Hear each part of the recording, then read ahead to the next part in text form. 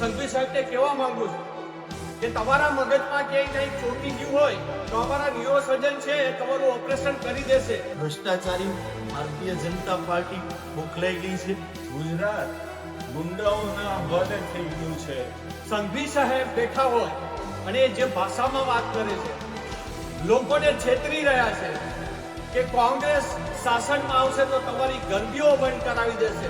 અપરાધીઓ, ગુંડાઓ, આ બધા જ લોકો હવે ચૂંટણી મથકમાં એજન્ટ તરીકે બેસી શકશે એવો આ પરિપત્રનો સીધો અર્થ થાય છે. આજની પ્રેસ બોલાવવાનું મુખ્ય કારણ એ છે કે ગુજરાત ગુંડાઓના હવાલે થઈ ગયું છે અને ચૂંટણીનું ચીરહરણ થયું છે. હું તમને હમણાં બધી કોપીઓ આપીશ. ગુજરાત ચૂંટણી પંચ આયોગે ગઈકાલે એમના સચિવ આરજી ગોહિલ મારફત એક સર્ક્યુલર જાહેર કર્યો, જેનો ક્રમાંક જે છે એ લાંબો છે, પણ 16/6/51 થી 16/7/51 નંબરનો એક પત્ર જાહેર થયો. આ પત્રમાં મતદાન મથકમાં એજન્ટ તરીકે કોણ બેસી શકે એની એમણે સ્પષ્ટતા કરી. નકલ હમણાં તમને અમે આપશું 10 મિનિટમાં. પણ વાત એ છે કે જે સુધારો એમણે કર્યો એ એક્ઝેક્ટ વર્ડ ટુ વર્ડ હું વાંચું. વધુમાં આયોગના પરિપત્રની નિયુક્તિ કરવામાં આવતા ચૂંટણી એજન્ટ અથવા મતદાર એજન્ટ, મતગણતરી એજન્ટ પર કોઈ પણ જાતનો ગુનો નોંધાયેલો ન હોવો જોઈએ કે ગુનાહિત ઇતિહાસ ધરાવતો ન હોવો જોઈએ એ જોગવાઈ આથી રદ કરવામાં આવે છે. એટલે અપરાધીઓ, ગુંડાઓ, સજા પામેલા, ખૂન, કેસ, ટોર્ચર, ખંડણી, બળાત્કાર, આ બધા જ લોકો હવે ચૂંટણી મથકમાં એજન્ટ તરીકે બેસી શકશે એવો આ પરિપત્રનો સીધો અર્થ થાય છે. જનમત ખસકી જતા હાર ભાળી ગયેલી ભારતીય જનતા પક્ષ ગુંડાઓ અને અપરાધીઓના શરણે ગઈ છે અને જનમતને આવા દાગી કલંકિત લોકોને મતદાન મથકમાં બેસાડીને મત ચોરવાનો અને ચૂંટણી ચોરવાનો પ્રયાસ કરી રહી છે. એને માટે આજે આપણે અમે આમંત્રિત કર્યા છે.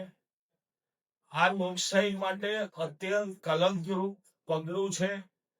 કોંગ્રેસ આનો ભરપૂર વિરોધ કરે છે અને તમને પણ વિનંતી કરે છે કે લોકશાહીમાં ચૂંટણીનું ચીરહરણ ન થાય એટલે આપ પણ અમને અમારા આ મિશનમાં ખુલીને મદદ કરો. આ પરિપત્રની નકલ આપને આપવામાં આવશે હમણાં જ. પણ મૂળ વાત આ હતી. રાજકોટમાં ત્રિપુટીએ ભયંકર ભ્રષ્ટાચાર કર્યો, તરખાટ પચાવ્યો ભ્રષ્ટાચારનો. તેમ છતાં અઢળક પૈસો ભેગો કરીને ચૂંટણી જીતવાની ગણતરી જયારે ફેલ જતી લાગી ત્યારે આ લોકોએ આ પરિપત્ર કઢાવ્યો છે અને હવે મતદાન મથકમાં આવા દાગી લોકો બેસી અને મતનું ચીરહરણ કરશે એટલે ગુજરાતની લોકશાહી ખતમ થવાને હારે આવીને ઉભી છે. આ અમારો કન્સર્ન છે. ગુજરાત પ્રદેશ કોંગ્રેસના અમારા સિનિયર લીડર ડોક્ટર હેમાંગભાઈ વસાવડાએ જે વાત કરી, જ્યારથી સ્થાનિક સ્વરાજની ચૂંટણીની જાહેરાત સમગ્ર ગુજરાતની અંદર થઈ છે ત્યારે ભ્રષ્ટાચારી ભારતીય જનતા પાર્ટી બોખલાઈ ગઈ છે. તમે જોયું હશે કે લોકશાહીનું ચીરહરણ કરવાની શરૂઆત ક્યાંક ને ક્યાંક નામાંકન પાછા ખેંચાવીને શરૂઆત કરી હતી. પણ એમને જે ભારતીય જનતા પાર્ટીના લોકોને ખ્યાલ આવી ગયો છે કે સમગ્ર ગુજરાતના લોકોએ મન બનાવી લીધું છે કે આ ભ્રષ્ટાચારી તંત્રને હાંકી કાઢવા માટે ગુજરાતની જનતા તત્પર છે. રાજકોટની અંદર પણ ક્યાંક ને ક્યાંક આવા પ્રયત્નો ભારતીય જનતા પાર્ટીના ભ્રષ્ટાચારી શાસનના લોકોએ કરેલા હતા. એ પણ ક્યાંક સક્સેસ ન જતા આજે રાતોરાત ગુજરાત ચૂંટણી પંચને એવું તો કયું સ્વપ્ન આવ્યું કે ચૂંટણી ઉમેદવાર છે એ પણ સજા પડી ગઈ હોય, કોર્ટે સજા આપી દીધી હોય તો લોકશાહીની અંદર પંચાયતની પણ ચૂંટણી લડી શકાતી નથી. જેમના ઉપર કેસ ચાલ્યો હોય અને કેસની સંપૂર્ણ સુનવાઈ થઈ ગઈ હોય અને સજા જ્યારે કોર્ટે આપી દીધી હોય ત્યારે એ ચૂંટણી પણ લડી શકાતી નથી. આ બંધારણીય જોગવાઈ છે. તો રાતોરાત એવું તો શું થયું કે પોલિંગ એજન્ટ તરીકે અને ચૂંટણી એજન્ટ તરીકે તમે 302 નો આરોપી નહીં પણ આરોપ સાબિત થઈ ગયો હોય, આરોપી નહીં, આરોપ સાબિત થઈ ગયો હોય નીચલી કોર્ટમાં, હાઈકોર્ટમાં કે સુપ્રીમ કોર્ટ, જે સજા કાપી હોય એ પણ આની અંદર બેસી શકે, ચાહે 307 નો ઉમેદવાર હોય અથવા 376 નો બળાત્કારી નો ઉમેદવાર હોય. તો રાતોરાત એવું શું થઈ ગયું ગુજરાતના ચૂંટણી પંચને કે ભારતીય જનતા પાર્ટીની કઠપુતલી બનીને બંધારણ ઉપરાંતની આ તાત્કાલિક જે પરિપત્ર કર્યો છે એને સમગ્ર કોંગ્રેસ પરિવાર દ્વારા વખોડીએ છીએ અને આપના માધ્યમથી ચોથી જાગીરના માધ્યમથી કહેવા માંગીએ છીએ કે રાજકોટની જનતા અને ગુજરાતની જનતા સમક્ષ પણ આ ભ્રષ્ટાચારી તંત્રનો અસલી ચહેરો આવે. કારણ કે ચૂંટણી પંચ પણ ક્યાંક ભારતીય જનતા પાર્ટીની ભ્રષ્ટાચારી શાસનની ગાઈડલાઈન નીચે ચાલતું હોય એવું લાગે. સંજયભાઈ દાખાણી અને કૃષ્ણદત્તભાઈના ધ્યાને આવતા તાત્કાલિક પ્રદેશ કોંગ્રેસના પ્રમુખ અમિતભાઈ ચાવડા સાથે પણ અમારા પ્રદેશ કોંગ્રેસના આગેવાન ડોક્ટર હેમંતભાઈ વસાવડાએ પણ ચર્ચા કરી. ત્યારબાદ અમે જે છે એ આ લેટર અમિતભાઈ અને હેમંતભાઈના સંયુક્ત નામે ચૂંટણી પંચને પણ દાવા સાથે અમે ફરિયાદ નોંધાવેલી છે. એમની પણ અમે તમને નકલ આમની સાથે આપશું કે લોકશાહીની અંદર ગુનેગારો જો ક્યાંક બેઠા હશે તો સમજી શકાય કે ગામડાઓની અંદર કોઈ પણ વ્યક્તિ માથા મારીને આપણે જોઈ જ શકીએ છીએ કે ભારતીય જનતા પાર્ટીના ભ્રષ્ટાચારી શાસનમાં રાજકોટથી નજીક જેને આપણે બિહારથી ઓળખીએ છીએ ગોંડલ, ત્યાં કેવી રીતે ચૂંટણી લડી શકાય છે. એવી જ રીતે જે સમગ્ર જિલ્લાઓની અંદર માથાવાળા તત્વોને છૂટો દોર આપવાનું કામ આ ભ્રષ્ટાચારી તંત્રએ ભારતીય જનતા પાર્ટીએ કર્યું છે. આ પરિપત્ર દ્વારા બહુ સ્પષ્ટ થાય છે કે જે આપણે જેમ નાગદીપભાઈ કીધું એમ કે આપણે ફોર્મ ભર્યા ત્યારથી દબાણો કરવા, ધમકીઓ મારવી, ગોંડલ હોય કે બરોડા હોય હરેક જગ્યાએ ક્યાંક ને ક્યાંક તંત્ર આવ્યું. તંત્ર પણ આની અંદર ક્યાંક ને ક્યાંક સાથે જ જોડાય છે. પોલીસ ડિપાર્ટમેન્ટના નામ ખુલ્યા, જે પીઆઈ ની બદલીઓ થઈ ગઈ હોય એ પીઆઈ જે તે સ્થળે ના ગયા હોય અને આ બનાવો બન્યા.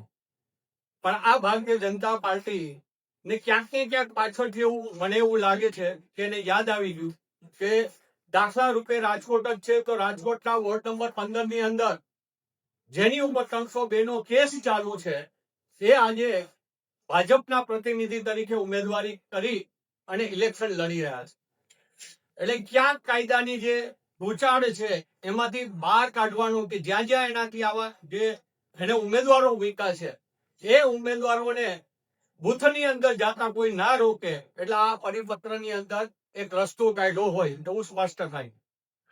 પણ આ દેશની અંદર અને ગુજરાતની વાત કરીએ, ગુજરાતી તરીકે આપણે શરમજનક જે વાત અને જે ઘટનાઓ છે એ ઘટનાઓ એવી છે કે આ દેશના આજના જે હોમ મિનિસ્ટર બેઠા છે એ પણ ગુનાઓમાં એટલે કે 302 માં એની અંદર એને પણ ફરાર થવું પડ્યું હોય, 6 મહિના ફરાર રહ્યા હોય અને એ આ દેશના જે હોમ મિનિસ્ટર છે, આજના ગુજરાતના હોમ મિનિસ્ટર છે કે જેને બોલવાની ભાન નથી. આપણે એમ થાય કે આપણો ગુજરાતી આવો હોઈ શકે? આ દેશમાં પ્રથમ હોમ મિનિસ્ટર જે ભાગ્યા હોય, 6 મહિના ફરાર રહ્યા હોય અને એના વારસાગત સંઘવી સાહેબ બેઠા હોય અને જે ભાષામાં વાત કરે છે, લોકોને છેતરી રહ્યા છે કે કોંગ્રેસ શાસનમાં આવશે તો તમારી ગરબીઓ બંધ કરાવી દેશે. સંઘવી સાહેબ, હું આપણે કહેવા માંગુ છું કે આ દેશ આઝાદ થયો ત્યારથી આજ સુધી ધર્મનું કોઈ રક્ષણ કર્યું હોય તો એ કોંગ્રેસ પાર્ટીએ કર્યું છે. તમે તે ધર્મનું રક્ષણ નથી કર્યું, તમે ધર્મમાં લોકોને બજાવવાનો ધંધો કર્યો છે અને હજી પણ તમે એ કહી રહ્યા. તમને ક્યાંક તમારા મગજમાં કેસર ચોટી ગઈ છે એટલે નીરો સજ્જન બેઠા છે. અને હું સંઘવી સાહેબને કહેવા માંગુ છું કે તમારા મગજમાં ક્યાંય કંઈ ચોંટી ગયું હોય તો અમારા ન્યુરોસર્જન છે એ તમારું ઓપરેશન કરી દેશે. તમે જે એક શબ્દનો કોંગ્રેસીઓ અને એક બીજો શબ્દ જે બોલો છો, જે હું બોલવા માંગતો નથી, કારણ કે કોંગ્રેસી તરીકે અમે એવો શબ્દનો કોઈ પણ પાર્ટીના કે કોઈ પણ વ્યક્તિ માટે અમે ઉપયોગ ન કરી શકીએ, પણ તમે જે શબ્દનો ઉપયોગ કરો છો, મને ક્યાંક હું આપને પ્રશ્ન કરવા માંગુ છું એક ગુજરાતના નાગરિક તરીકે, કે શું આપને આ શબ્દ કોઈ કહી ગયું તું મોઢે, કે જેથી કરીને તમારા મગજમાં આ શબ્દ ચોંટી ગયો છે કે તમે લોકોની વચ્ચે ગમે ત્યાં આ શબ્દનો ઉપયોગ કરો છો? આ પરિપત્ર છે એ લોકશાહી અને ચૂંટણીના પંચના જે કાયદાઓ છે, કારણ કે આનું અમે કાયદાકીય અભ્યાસ કરીશું, કારણ કે જ્યારે ચૂંટણીનો કાયદો બને એ કેન્દ્ર સરકારની અંદરથી બનેલો હોય, પણ રાતોરાત ગુજરાતના ચૂંટણી પંચના સચિવ શ્રી આવો પત્ર મોકલે અને છેલ્લી લીટીમાં આવું લખે કે કોઈ પણ ગુનાહિત લોકો બૂથમાં ન બેસી શકે, એ પત્ર અને એ જે વસ્તુ છે એને રદ કરવામાં આવે છે, તો એને સત્તા ખરી? કારણ કે ચૂંટણી પંચના કાયદાઓ બને એ પાર્લામેન્ટમાં બનતા હોય, રાષ્ટ્રપતિ પાસે મંજૂરીમાં જતા હોય, અને આ ગુનાહિત લોકો અંદર ભાગ ચૂંટણીમાં ના લે, ગુનાહિત લોકો બૂથમાં ન બેસે, તો એનો ફેરફાર કરવાનો આ લોકોને અધિકાર છે કે કેમ? કારણ કે આ લોકો તો એવા લોકો છે કે આ લોકો અભ્યાસ કરે, કોર્ટમાં જાય, ત્યાં સુધી ચૂંટણીને સંકેલો થઈ જાય અને પછી ભલે લઈ નાખે. છેલ્લા 4 દિવસથી આપણે જોઈએ છીએ કે એટલા રઘવાઈ થઈ ગયેલી આ સરકાર ગુજરાતની, એના ધારાસભ્યો બરોડામાં ધમકીઓ મારે કે તમે અહીંયા રિઝલ્ટ ખરાબ આવશે તો અમે આમ કરશું. વેરાવળની અંદર ત્યાંના ધારાસભ્ય એવું કે મારા ઘરના દરવાજા બંધ સમજજો જો તમે ભાજપને મત નહીં આપો તો. ભાઈ, તમે લોકોના મતથી ચૂંટાયેલા લોકો છો, તમે લોકોને ધમકી કેમ પાડી શકો? એટલે ધીમે ધીમે ખાલી ગુજરાત નહીં પણ આખો દેશ છે એ ગુનાહિત લોકોના હાથમાં જઈ રહ્યો છે. ત્યારે અમારી, તમારી, મીડિયાની બધાની જવાબદારી છે કે આ દેશ, આ રાજ્ય ગુનેગારોના હાથમાં ન જાય, એના માટે આપણે સૌ સાથે મળીને આનો વિરોધ કરીએ અને આપ સૌ પણ આની અંદર જોડાય અને આવા પરિપત્રોનો બહિષ્કાર થાય એમાં આપ સૌ જોડાશો એવી આપ સૌ પાસે આશા.